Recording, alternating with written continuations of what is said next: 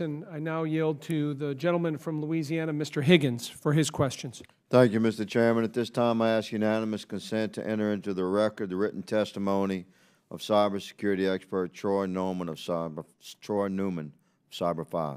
Without objection. Ms. Nguyen,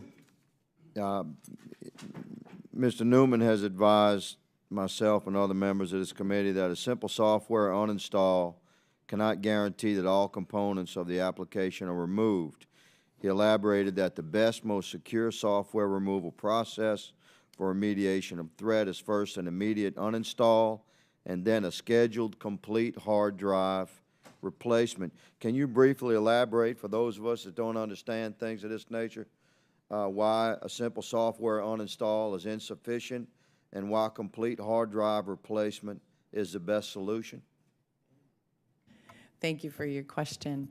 I would have to take that back to some serious experts in terms of hard drive management and truly erasing software and breadcrumbs and footprints associated with that software that get left behind on hard drives. What I can speak to is that NASA takes very seriously its cybersecurity responsibility, and when we find unauthorized or unapproved software, we work very quickly to remove that. We also have lines of defense that that are sort of layered in terms of so that if you don't do very well on your first pass, there are other ways and other mitigations that we do to protect our network to try to contain any threats to our environment. So when members of this panel have referred to agencies that have attempted to comply with the directive by removing Kaspersky software from their systems, would you concur that doesn't mean that Kaspersky is actually gone from the system? I would say that cybersecurity is never a 100% deal, and that what we have— If the hard drive is removed, is it a 100% deal? Sir, I can't speak to a hypothetical computer. I think you'd have to take a look at how a computer might be, let's say, infected to decide whether the hard drive was one where you could reuse again, or if you would just decide not to put that hard drive back into your computer. So that would require, that's an excellent answer, thank you, Madam, and that would require further evaluation of that particular system. You need to always monitor your network to make sure it's fully protected. Very well. Thank you for your answer. Ms. Manfred, thank you for your service to your country. The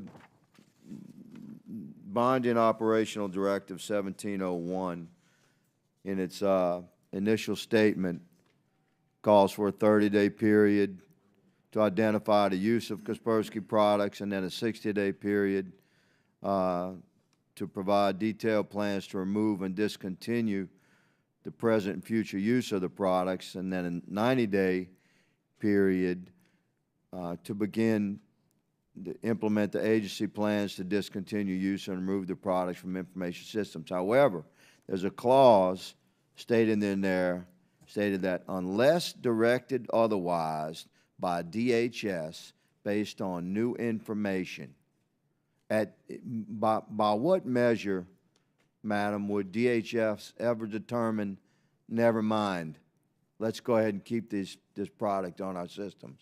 Why is that clause in there?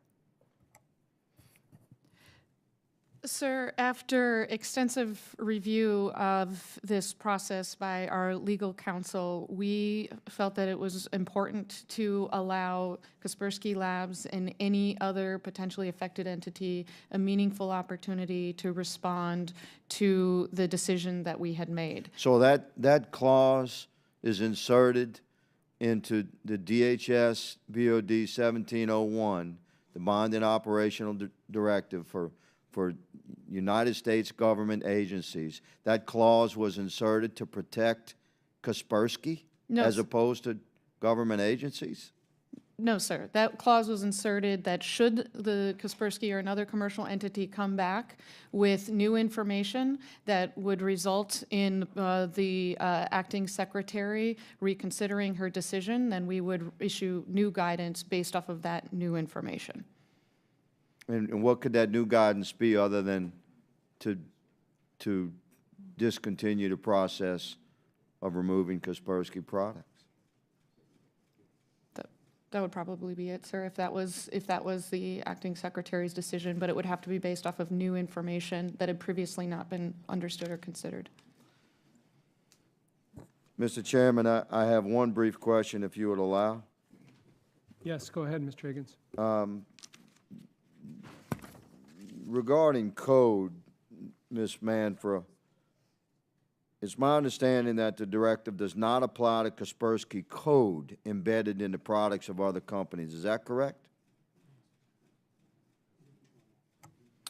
I wouldn't say that it doesn't apply to Kaspersky code because that The would directive be applies to removal of the products, but correct, sir. but what about the code left behind? What we focused on was products that is clearly identified as Kaspersky. What we have not focused on in this directive, though we are continuing to pursue, is understanding how they may be embedded in other products that are not Kaspersky and working towards a process to address those. And thank you for your answer, Mr. Chairman. My time has expired. I would just share that this concerning, it's exactly what we're talking about, this entire series of Kaspersky-related hearings concerns an apparently known or reasonably suspected information security threat that the Kremlin has embedded itself in our federal systems, and may I submit that that should certainly include code. I thank you for your indulgence, Mr. Chairman. I yield back. Thank you, Mr. Higgins. Now